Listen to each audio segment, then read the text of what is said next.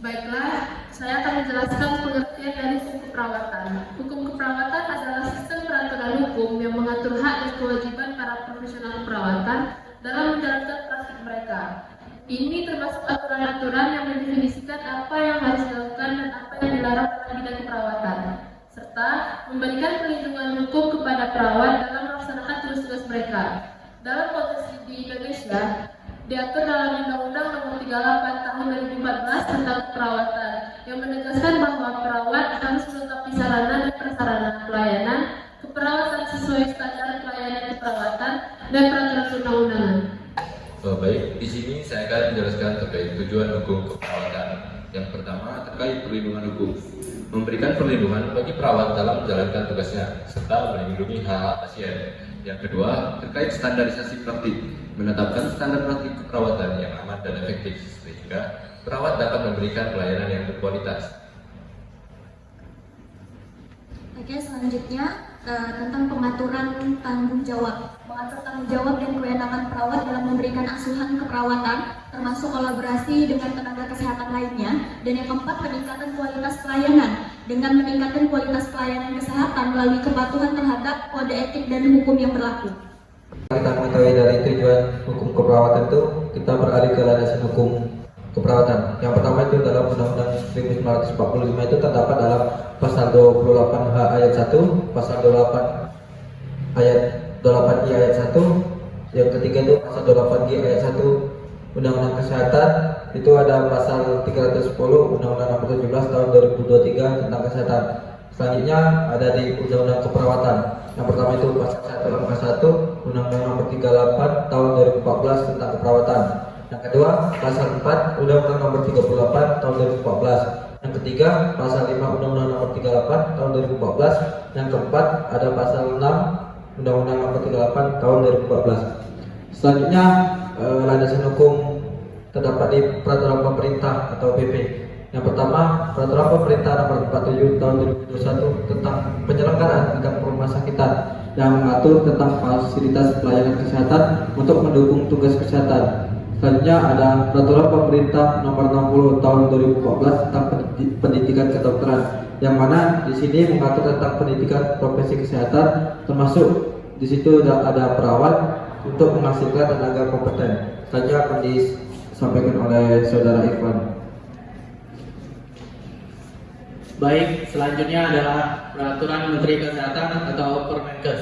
Yang pertama adalah Peraturan Menteri Kesehatan Nomor 26 Tahun 2019. Yang kedua, Peraturan Menteri Kesehatan Nomor 40 Tahun 2017. Yang ketiga, Peraturan Menteri Kesehatan Nomor 11 Tahun 2017. Yang keempat, Peraturan Menteri Kesehatan Nomor 312 Tahun 2020. Dan yang terakhir adalah Peraturan Menteri Kesehatan Nomor 2052 garing Menteri Menkes garing per garing 10 2011. Dan yang terakhir adalah Kode Etik Keperawatan yang terbagi menjadi 3. Yang pertama, Kode Etik Keperawatan Indonesia.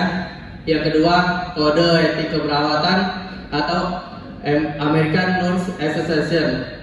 Dan yang terakhir adalah Kode Etik Keperawatan atau International Council of Nurse.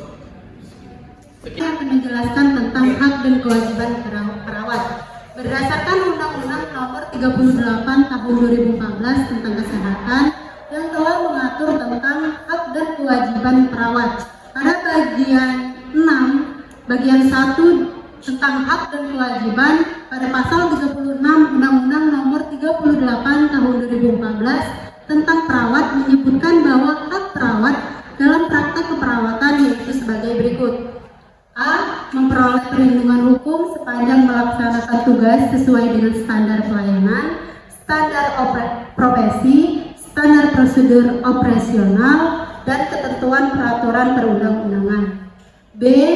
Memperoleh informasi yang benar, jelas, dan jujur dari klien dan atau tidak keluarganya. C. Menerima imbalan jasa atau pelayanan keperawatan yang telah diberikan. D. Menolak keinginan klien atau pihak lain yang bertentangan dengan kode etik, standar pelayanan, standar profesi, standar prosedur ketentuan perundang-undangan. Dan yang terakhir itu ada E, memperoleh fasilitas kerja sesuai dengan standar. Berikutnya saya berikan. Selanjutnya adalah kewajiban perawat dalam melaksanakan praktek keperawatan yang diatur dalam pasal 37D Undang-Undang Nomor 38 Tahun 2014 tentang Kesehatan, yaitu sebagai berikut. A. Melengkapi sarana dan prasarana pelayanan keperawatan sesuai dengan standar pelayanan keperawatan dan ketentuan peraturan perundang-undangan. B.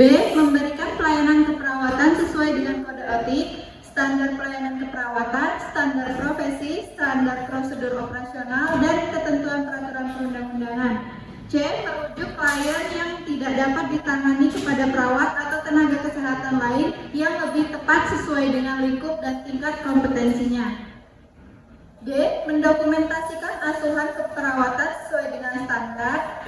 E. Memberikan informasi yang lengkap, jujur, benar, jelas, dan mudah dimengerti mengenai tindakan keperawatan kepada klien dan atau keluarganya sesuai dengan batas kewenangannya. F. Melaksanakan tindakan pelimpahan wewenang dari tenaga kesehatan lain yang sesuai dengan kompetensi perawat. Dan G. Melaksanakan penugasan khusus yang ditetapkan oleh pemerintah. Saya akan menjelaskan tentang tanggung jawab profesional perawat. Yang pertama, mengadakan kerjasama antara anggota tim kesehatan dalam melaksanakan tugasnya. Yang kedua, mempertahankan dan meningkatkan mutu pelayanan keperawatan. Yang ketiga, meningkatkan pengetahuan tentang ilmu keperawatan sesuai dengan perkembangan ilmu dan teknologi. Yang keempat, melaksanakan kewajibannya secara tulus, ikhlas, sesuai martabat dan tradisi jalur perawatan. Yang keempat, tidak akan mempraktekkan pengetahuan dan keterampilan untuk tujuan yang bertentangan dengan norma kemanusiaan. Yang kelima, matang dalam mempertimbangkan kemampuan sejawat jika menerima atau mengalih tugaskan tanggung jawab yang ada hubungannya dengan keperawatan. Yang keenam, menjunjung tinggi nama baik profesi dengan menunjukkan perilaku dan kepribadian yang tinggi. Dan yang terakhir, membina dan memelihara mutu organisasi profesi keperawatan sebagai sarana pengabdiannya. Terima kasih. Baiklah, selanjutnya adalah masalah hukum dalam praktik keperawatan. Satu, malpraktik profesi kesehatan adalah kelalaian dari seorang dokter atau perawat untuk mempergunakan tingkat kepandaian dan ilmu pengetahuan dalam mengobati dan merawat pasien yang lazim dipergunakan terhadap pasien atau orang yang terluka. Kedua, negligence atau kelalaian adalah arti negligence yang lebih berintikan ketidaksengajaan, culpa, kurang teliti, kurang hati-hati, acuh tak acuh, sembrono, tidak peduli terhadap kepentingan orang lain. Namun akibat yang timbul memang bukanlah menjadi tujuan. Ketiga, pelanggaran kode etik keperawatan. Kode etik keperawatan adalah pedoman standar profesional yang digunakan untuk mengatur perilaku perawat dalam melaksanakan setiap tugas atau fungsi keperawatan. Baiklah, selanjutnya saya akan menjelaskan mengenai perlindungan hukum bagi perawat. Perlindungan hukum bagi perawat diatur dalam Undang-Undang Nomor 36 Tahun 2009 tentang Kesehatan dalam pasal 27. Yang pertama, tenaga kesehatan berhak mendapatkan imbalan dan perlindungan hukum dalam melaksanakan tugas sesuai dengan profesinya. Yang kedua, tenaga kesehatan dalam melaksanakan tugasnya berkewajiban mengembangkan dan meningkatkan pengetahuan dan keterampilan yang dimiliki. Yang ketiga, ketentuan mengenai hak dan kewajiban tenaga kesehatan sebagaimana dimaksud pada ayat 1 dan ayat 2 diatur dalam peraturan pemerintah. Terima kasih. Baiklah, selanjutnya saya akan membacakan kesimpulan dan saran. Berdasarkan paparan mengenai hukum keperawatan tersebut, dapat disimpulkan bahwa hukum yang berperan penting dalam mengatur praktik keperawatan di Indonesia. Undang-Undang Keperawatan telah memberikan kerangka hukum yang jelas bagi pelaksanaan praktik keperawatan yang profesional. Namun demikian, masih diperlukannya upaya lebih lanjut untuk meningkatkan pemahaman dan kesadaran hukum di kalangan perawat. Saran yang dapat kami berikan adalah dengan memperkuat pendidikan hukum dalam kurikulum keperawatan, meningkatkan sosialisasi mengenai hukum keperawatan, serta menyediakan akses yang lebih mudah bagi perawat untuk mendapatkan konsultasi hukum.